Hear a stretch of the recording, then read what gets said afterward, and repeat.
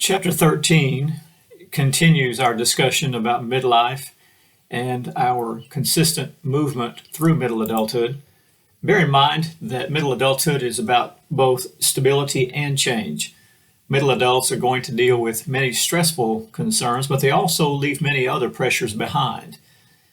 Middle age is a time that people call the prime of life for many. Many of those folks in major life events in middle adulthood, such as parenting and work, will realize that such events span over several decades. And during this time, there are going to be several developmental events, such as changes in how people appear, their bones and joints, and even reproductive capacity. Middle-aged adults are developing practical intelligence and expertise in well-exercised areas and even becoming what they call lifelong learners. Stability and change in personality are examined in the light of changing priorities that are faced in the middle adult years. And at this point in our time together, the text has introduced basically all of the major facets of development covered all together in this chapter. The development of physical characteristics, cognition, personality, and even family relationships has been covered for childhood, adolescence, and young adulthood. Take a look at those if you need to review. They're foundational for understanding the unique characteristics of middle adulthood. And to begin, we'll start with physical changes and our health. Some of the signs of aging appear in middle age and include wrinkles, gray hair, and even weight gain for some of us. Male pattern baldness often begins to appear in middle age, and sometimes people's reactions to those changes will vary depending on those people.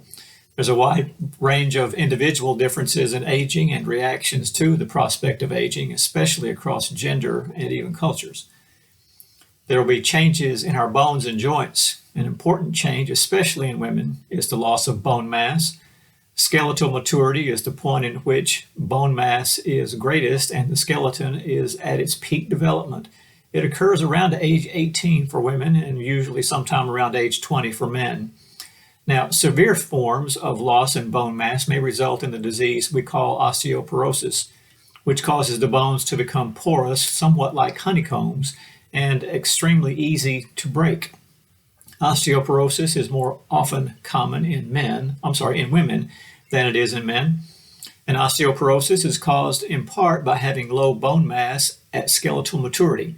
Calcium and vitamin D deficiencies are also contributing factors to osteoporosis, along with estrogen depletion and a lack of weight-bearing exercise that builds up bone mass. Other risk factors for osteoporosis include smoking, high-protein diets, and excessive alcohol, caffeine, and sodium intake. Calcium supplements after menopause may slow the rate of bone loss and even delay the onset of osteoporosis. Metabolizing vitamin D directly affects osteoporosis rates. Women over the age of 65 can have their bone mineral density tested by having a dual energy X-ray absorptiometry, or what they also call a DXA test. Certain medical interventions, like biophosphonates, can often highly be effective in slowing down the bone breakage as well as that process. Now, selective estrogen receptor modulators are also compounds that have estrogen-like effects on some tissues and estrogen-blocking effects on other tissues. The newest class of medications for osteoporosis are what they call rank ligand inhibitors. Some of those drugs are extremely effective in stimulating bone growth in postmenopausal women. Starting in the 20s, the protective cartilage in our joints begins to deteriorate. And of course, this can result in osteoarthritis. It's a disease marked by gradual onset of bone damage with the progression of pain and disability and minor signs of inflammation. It's basically what we call a wear and tear disease that becomes noticeable in late middle age or even earlier old age. It is especially common in people whose joints are subjected to routine overuse and injury. It usually affects the hands, spine, hips, and even the knees. Now, a second more common form of arthritis is called rheumatoid arthritis. Rheumatoid arthritis is a type of arthritis that's much more destructive in the joints, and it also develops very slowly. Typically, it affects different joints and causes different types of pain than osteoarthritis. Medications for rheumatoid arthritis include anti-rheumatic drugs. Even surgical interventions can be an option if medication does not provide any sort of relief. Orthoplasty, or the total replacement of joints that are damaged by arthritis, is also a possibility. Of course, there are a number of reproductive changes as people age, and middle age results in the transition of the reproductive system, although middle-aged adults, surprisingly enough, continue to be, usually anyway, active sexual partners. As women enter midlife, they experience a major biological process called climacteric, or the loss of the ability to bear children by natural means. Menopause is the cessation of the menstruation cycle and is the loss of the ability to bear children. Typically, it begins in the 40s as menstrual cycles become irregular, and by age 50 or even as late as 55, the process of menopause is usually complete. The transition now is called perimenopause. Now, a variety of physical and psychological symptoms accompany perimenopause and menopause due to decreases in hormonal levels. Women will experience hot flashes, night sweats, headaches, mood changes, difficulties with concentration, vaginal dryness, changing in cholesterol levels, and a variety of aches and pains. Negative effects on sexuality, such as low libido, are also common. There's also a large ethnic and cultural group set of differences in how symptoms are expressed. Women in the Mayan culture, for example, welcome menopause and do not attach any stigma to aging. Latinas and African American women tend to view menopause more positively, while European American women describe it in more negative terms. Now, the decline in estrogen that women experience after menopause is related to the increased risk of osteoporosis, higher levels of cardiovascular disease, stress urinary incontinence, weight gain, and even memory loss. Now, to treat the estrogen-related symptoms that women experience, many doctors recommend hormone replacement therapy. It's a process in which women take very low doses of estrogen, which is often combined with progestin. Now, hormone replacement therapy remains very controversial. There appear to be both benefits and risks related to hormone replacement therapy. The biggest risk for most women, as the research states, is the increase in the onset of breast cancer. Now, despite physical changes, there is no physiological reason that most women cannot continue to be sexually active and enjoy sex well into old age. Now, the primary reason for any decline in sexual activity as people age is usually the lack of a partner. Reproductive changes in men are much less dramatic. Even older men are typically still fertile. Prostate cancer becomes a real threat during middle age. Men will experience some physiological changes in sexual performance. There's often a less perceived demand to ejaculate. There's a need for more time and stimulation to achieve erection as well as orgasm. And much longer resolution phases are necessary, during which erection will tend to be impossible. The advent of drugs like Viagra and other medications to treat erectile dysfunction have provided easy-to-use medical treatments for men. The most important ingredient of sexual intimacy late into life for men is a strong relationship with a partner.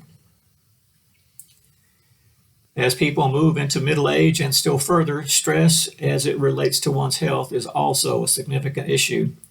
Men tend to respond to stress in what's known as the fight or flight response, while women respond to stress in a tend and befriend approach.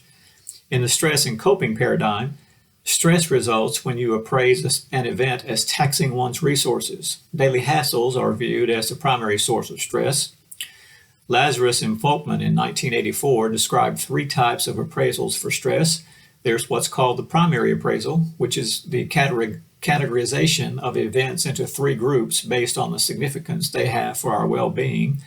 In other words, they're either irrelevant, benign, or positive and stressful. Secondary appraisal is the process that evaluates our perceived ability to cope with harm, threat, or challenge. Lastly, reappraisal involves making a new primary or secondary appraisal resulting from changes in the circumstance. Then, of course, coping refers to our attempts to deal with stress at a general level. Now, the types of situations people appraise as stressful will change across adulthood. Family and career issues become more important for young and middle-aged adults, and health issues are more important for older adults. And of course, people tend to cope differently between folks as well as genders and sexuality. Problem-focused tends to involve the attempts to tackle the problem head-on. Those who are emotionally focused and use that as coping involves dealing with one's feelings about those stressful events. Some folks exercise what's known as religious-based coping, and it usually results in a more positive outcome. The most effective ways to deal with stress are through various relaxation techniques. Stress also influences physical health, both directly in terms of causing specific disease and indirectly by raising the corticoid levels that make people more susceptible to disease. Stress also affects psychological health with higher levels of anxiety, like the anxiety associated with post-traumatic stress disorder. Treatments for stress include mindfulness-based stress reduction by being aware and non-judgmental of whatever is happening in a particular moment. Of course, it's a no-brainer. Exercise is always going to be helpful as it relates to stress reduction. Aerobic exercise has numerous benefits, especially to cardiovascular health and fitness. Exercise that places a moderate level of stress on the heart by maintaining a pulse rate between 60 and 90% of one's maximum heart rate is usually the most beneficial. But adults should also average roughly 150 minutes per week of moderate intensity aerobic exercise, 75 minutes of vigorous intensity aerobic activity, or a combination of the two.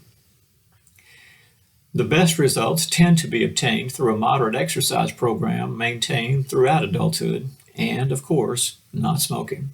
In fact, if you don't smoke, don't start.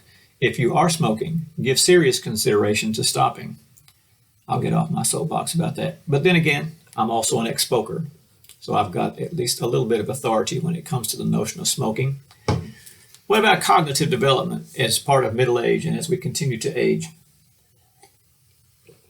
Let's first talk about practical intelligence. Practical intelligence is the broad range of skills that relate to how people shape, select, or adapt to their physical and social environments. Tests of practical intelligence differ from traditional tests of intelligence in three ways. People are more motivated to solve them, personal experience is used to solve those problems, and they have more than one correct answer.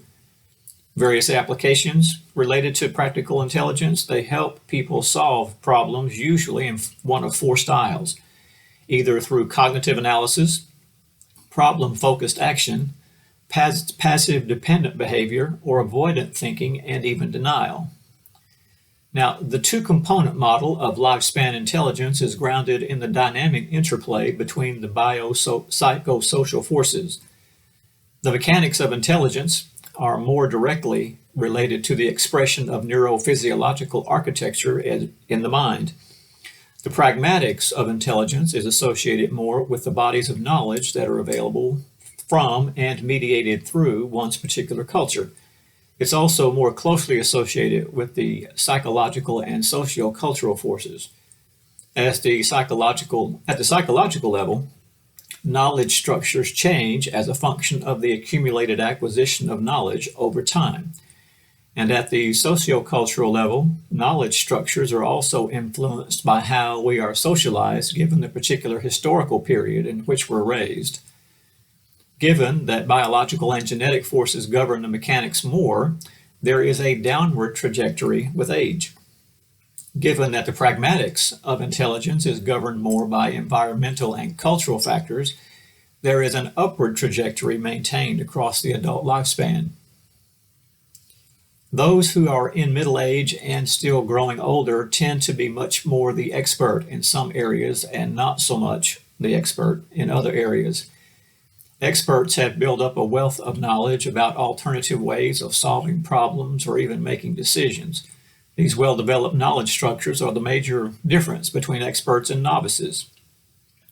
Now, experts don't always follow the rules as novices do, and they tend to be more flexible thinkers than novices and are able to skip steps in solving problems. Expert performance tends to peak in middle age and drops off slightly after that.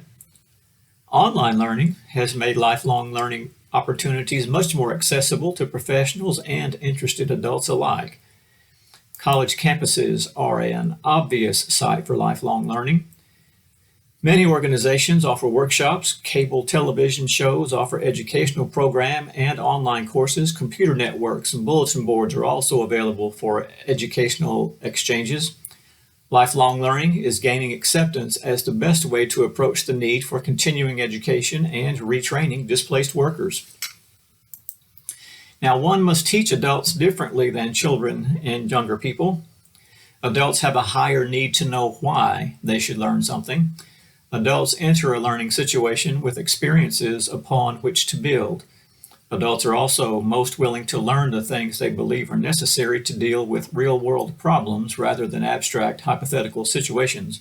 And most adults are more motivated to learn by internal factors, such as self-esteem or even personal satisfaction, than by learning through external factors, such as job promotion or pay raises.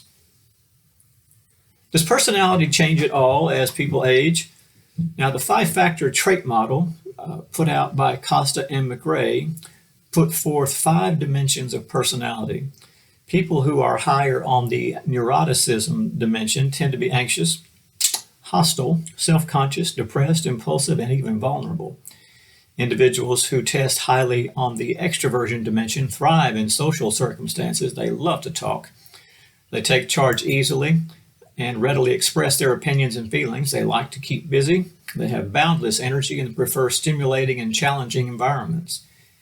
Being high on the openness to experience dimension tends to mean a vivid imagination and dream life. They have an appreciation for art and a strong desire to try anything at least once.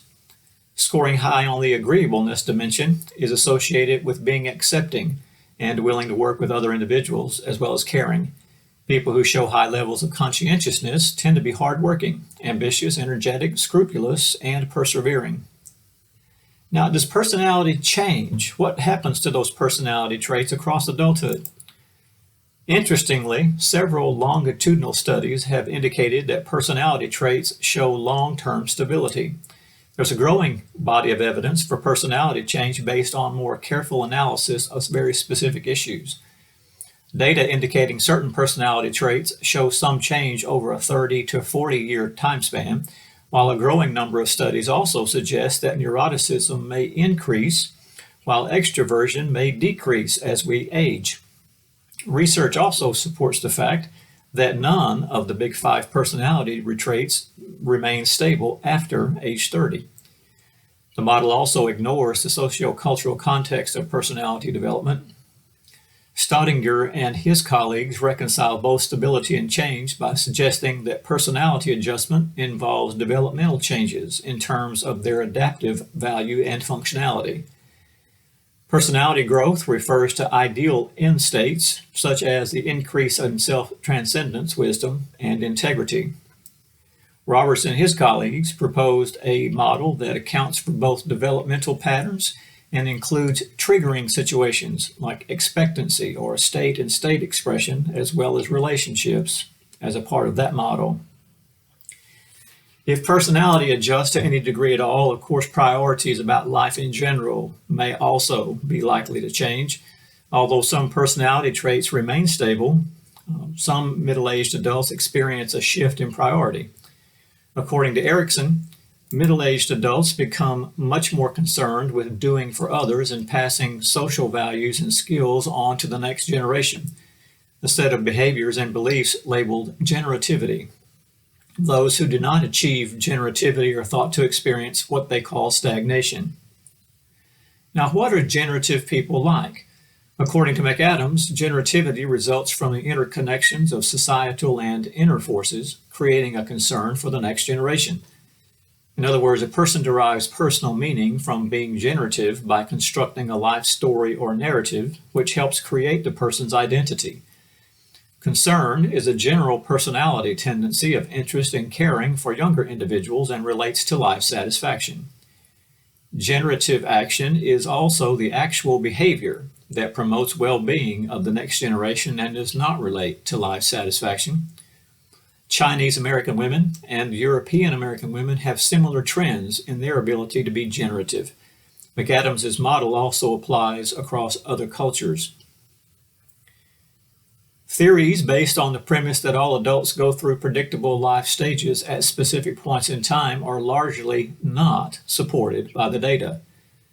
At best, individuals may face similar stresses, but transitions may occur at any time in adulthood. Research evidence also indicates that not every experience is a crisis during midlife. Stewart suggested that adjustments are better considered what they call midlife corrections. Now, as families move into the idea of being middle-aged as individuals, family dynamics, of course, are going to adjust. Parent-child relationships often improve dramatically when children emerge from adolescence. Middle-aged mothers tend to take on the role of kinkeeper, which is the person who gathers family members together for celebrations and keeps them in touch with each other. My mother-in-law was the person who did that in her family. My wife has long since taken over that role, and if we gather at all during holiday events for food or any other sort of celebration, it will simply be because my wife, Rebecca, has taken the initiative to make sure those particular engagements occur. Doesn't always happen with other families, and it doesn't happen every year anymore, but she still is relatively consistent in that area.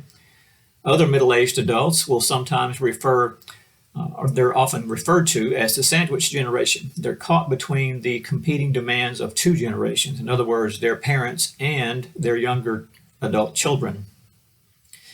Most parents look forward to having the empty nest, surprisingly. Difficulties often emerge, however, to the extent that raising children is the primary source of personal identity for parents. Once children have left home, parents still provide considerable support. In fact, roughly half of young adults in the United States will return home at least once after moving out. Those kids are referred to as boomerang children. A vast majority of help other adults receive comes from their children. Caring for aging parents usually falls to a daughter or a daughter-in-law. Most adult children feel a sense of responsibility, termed filial obligation, to care for the parent if necessary. Of course, that brings with it a number of stresses as well as potential reward. When caring for aging parents, even the most devoted adult children that function as caregivers will feel depression, resentful, anger, and even guilt at many times. Caregiver stress results from adult children having trouble coping with the declines in their parents' functioning, and even from the situation being perceived as confining or infringing on the adult child's responsibilities. There's also a great potential for conflict. It becomes very high, as is the financial pressure involved with caring for parents. The stress of caring for a parent may be especially difficult for women because it coincides with women's peak employment years.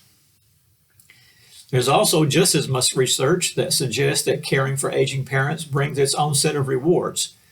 Doing so can bring parents and their children closer together and provide ways for adult children to feel that they are giving back to their parents. Cross-cultural research confirms that adults caring for aging parents can find the experience very rewarding.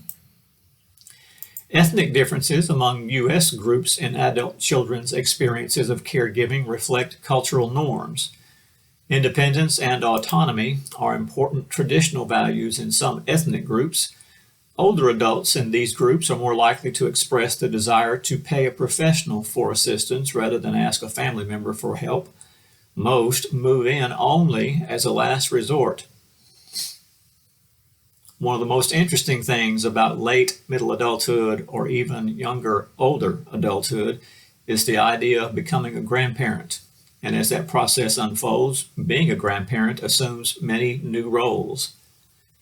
Grandparents use different grandparenting styles with different grandchildren. Those styles tend to vary with the age of the grandchild and where grandparents fall on the social and personal dimension of grandparenting.